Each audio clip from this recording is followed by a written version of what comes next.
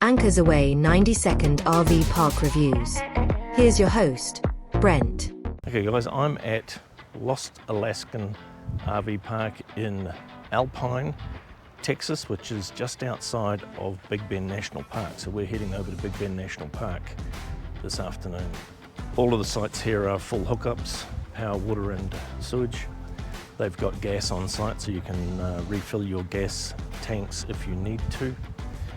They have the normal ablution blocks and laundry facilities and all of those things. And the pads are relatively level and they're gravel. So there you go, there's our review.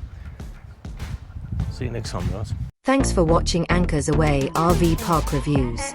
See you next time. Oh, you're still here. You might like one of these videos next.